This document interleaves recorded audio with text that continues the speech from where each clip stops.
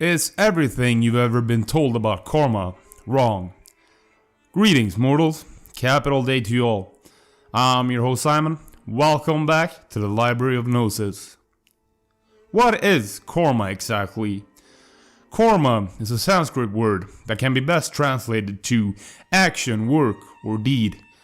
In the West, karma has been greatly misinterpreted as some kind of cosmic justice, that doing a good deed will immediately result in a boomerang effect of good luck. This is a great distortion of what karma really entails. Karma is intimately connected with the idea of rebirth and samsara, and this is where the crux lies. Non-dualism is the key to unlocking the secrets of karma.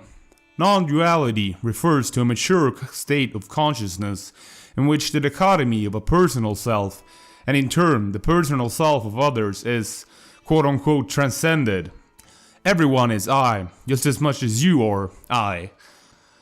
What you are, basically, deep down, far in, is simply the fabric and structure of existence itself, the universe experiencing itself. We are both simply different expressions of the same thing. Imagine a prism, you shine a light beam into it, and it refracts into all the colors of the rainbow. The colors are all different expressions of the same source. Every point on a globe is the center of the globe, as they say. This world is indeed a living being endowed with a soul and intelligence. A single, visible living entity containing all other living entities, which by their nature are all related. Plato. Your soul is not within your body is within your soul. It is all in your mind. It is just that your mind is a lot bigger than you think. Think of consciousness like the split personality of one enormous being, making up existence itself. First, it makes up you, then it makes up the people around you, the human collective. Onward from that, this personality makes up the animals, the trees, the fish, and all life on Earth. Then it makes up the stars, the moon, and the planets, eventually extending into infinity. So, back to karma's connection with rebirth. Buddhists say that what passes from life to life is karma. Deeds are what transcends even death itself. When you act in a kind way, you create good karma. It always comes back to you, just not in the way you've been told. Likewise, when you create bad karma, you will always be on the receiving end of it, sooner or later.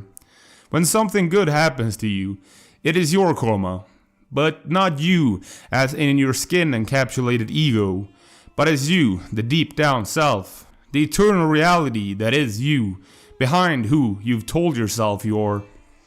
Buddhists do not believe in a personal soul.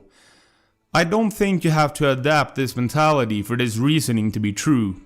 Hindus, for instance, believe in Atman, which is the first principle, the true self of an individual beyond identification with phenomena, the essence of an individual.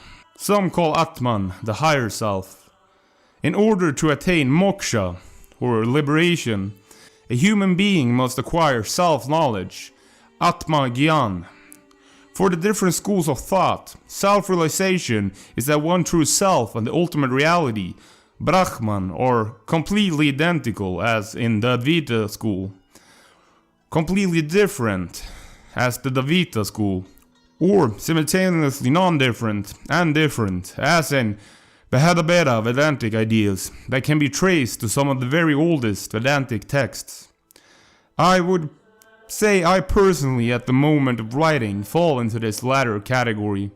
It might be paradoxical, but such is the nature of the Godhead. So, what do you think? Is there such a thing as karma? Do our deeds really come back to us somehow? Leave it down in the comment section below. Thank you for listening. See you next time, mortal. Remember to hit that bell button to stay notified. Subscribe for more Red Pill content. Do give it a like if you enjoyed it, and feel free to share it. If you want to support my work, you can find me on Patreon at Library of Gnosis.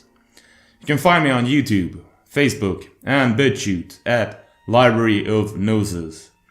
The audio versions of my broadcasts are available on Spotify as a podcast at Library of Gnosis.